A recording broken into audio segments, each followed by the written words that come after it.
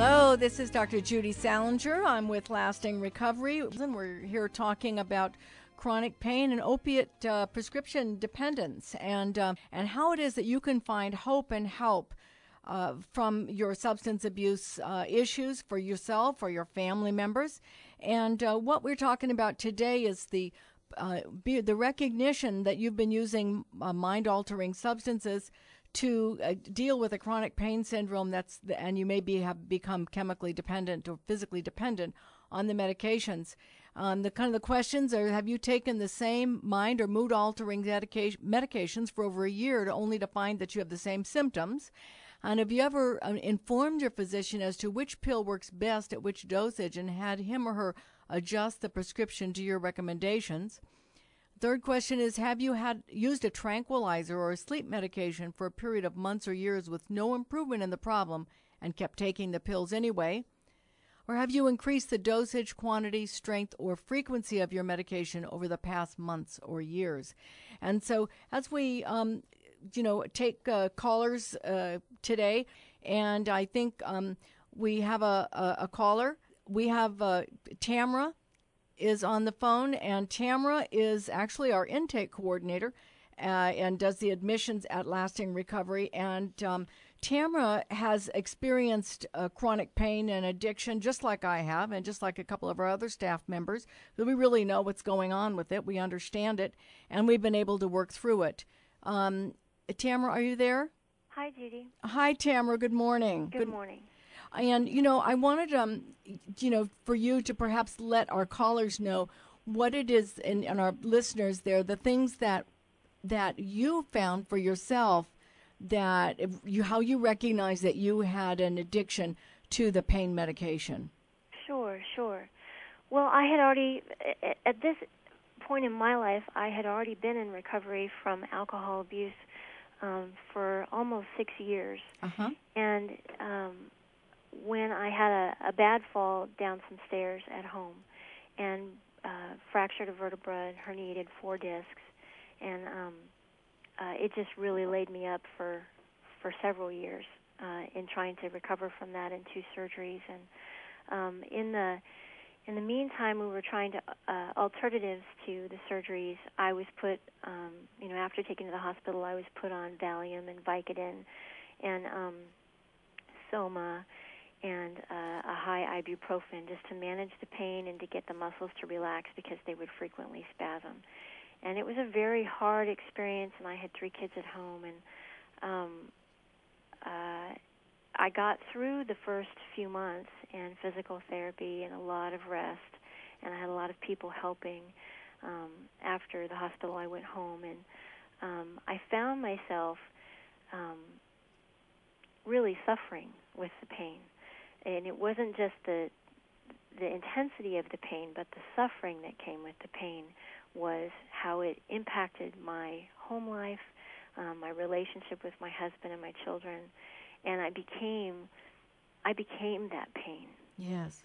And it was consuming because it was all I could do to walk around the house and take care of myself and try and take care of my 3 kids in a 2-story home, and that was really tough.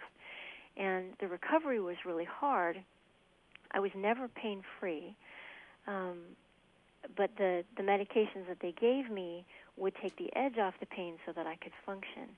But I found after, I guess, about 6 weeks or so, taking the medications, and I took them more at first and then less, of course, as the muscle spasms died down. I would have just a bad day, or I would move wrong, and then the intensity would come back, and so I would medicate that pain. And being that it was such an injury, my doctors were very compassionate and understood that this was a reason to give prescriptions for pain, medicine, because they'd done all these tests and things were really wrong. And it was going to take time, and that's what they told me, it was going to take time. In that time, I was taking the pain medication. Well, after a while, even after the symptoms had died down, because there was this low level of chronic pain constantly, I got used to taking that medication, and then once it's in my body for a while, I built up a tolerance to it, so it took a little bit more. to get the same effect. And what I was looking for after a while was not the relief from the pain, because the pain was still there. I was looking for relief from my suffering. Yes. That's such a key piece, Tamara, is that separation of the emotional suffering from the physical pain.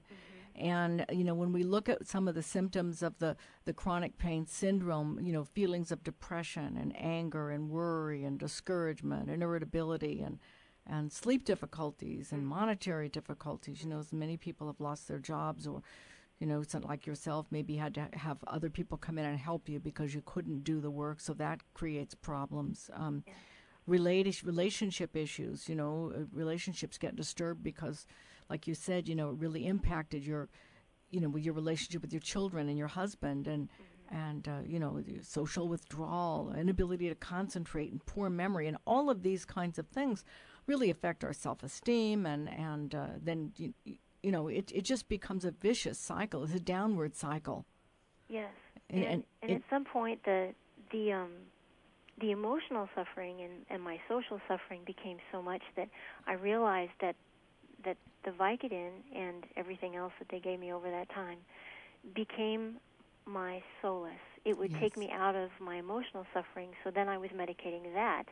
And meanwhile, overuse of these opiate medications were giving me stomach problems, so then I'm medicating the stomach problems. I was not alert and aware for my children. I felt guilty about that, so I would medicate that.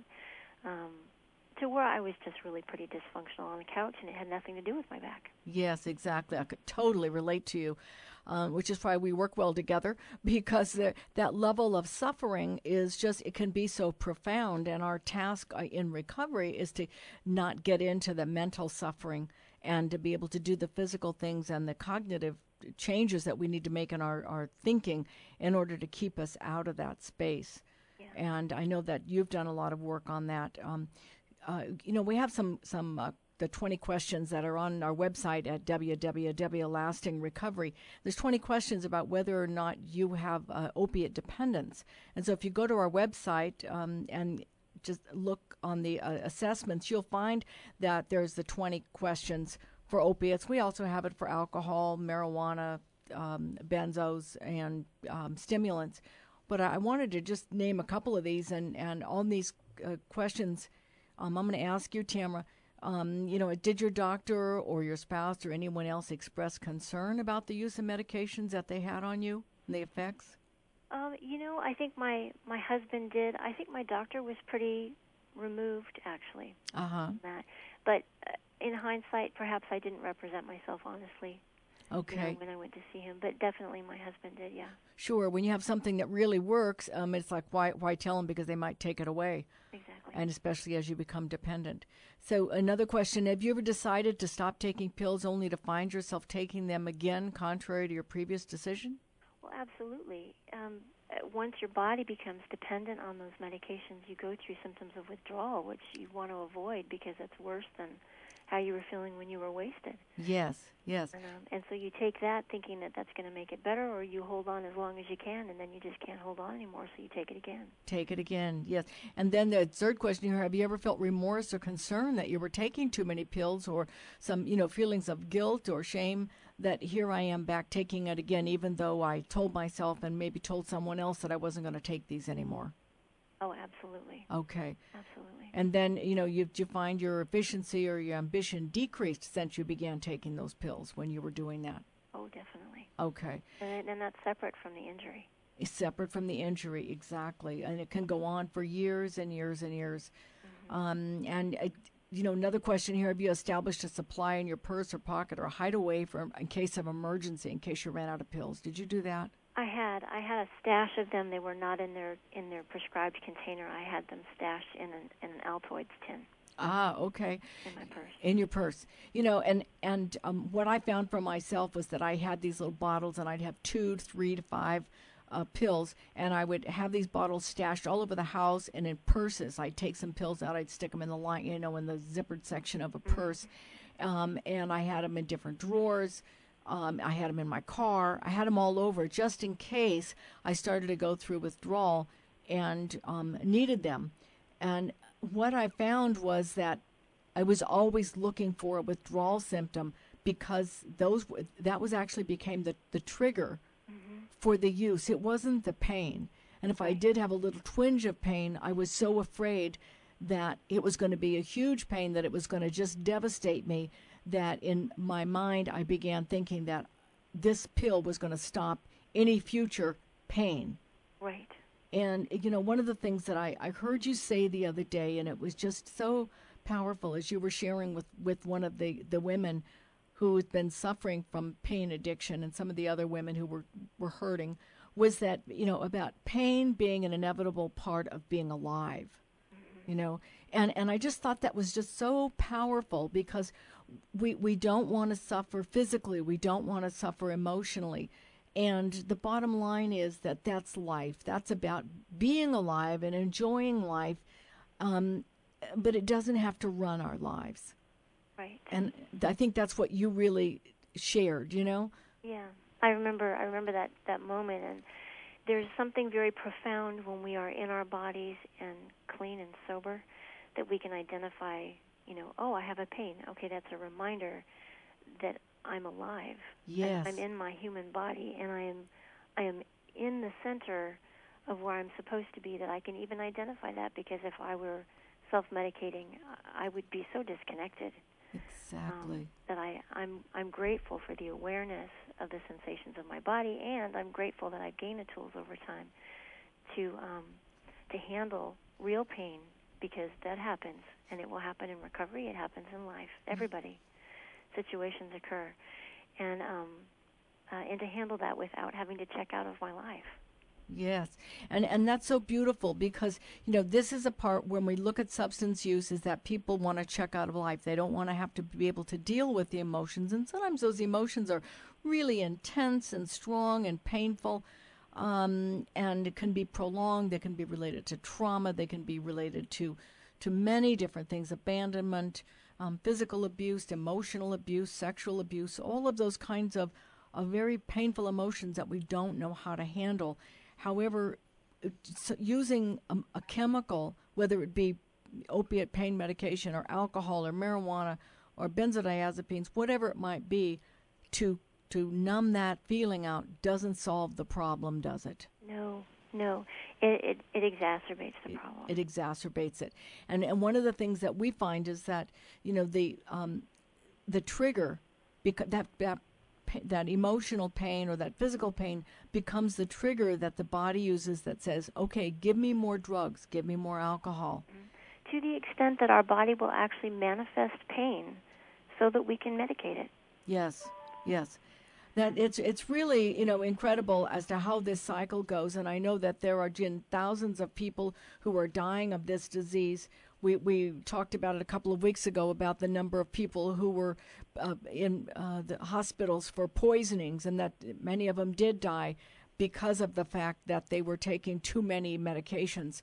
I got a call over the weekend from a woman who said that she was taking 30 to 40 different medications. She was going to several different doctors. She'd been had diagnosed with some medical problems, and she was in recovery from her alcohol, but had been prescribed all of these medications. And just like yourself, it's like had one situation and then just kept getting more drugs from the doctor, and then we just get crazy with them. We'll just take whatever we can in order to try to stop the pain, which then creates more problems, like you said, gastrointestinal problems, heartburn, high blood pressure, whatever it might be, and then we're back on this vicious cycle of trying to fix our emotions with medications. Our website is www.lastingrecovery.com, and we're here today.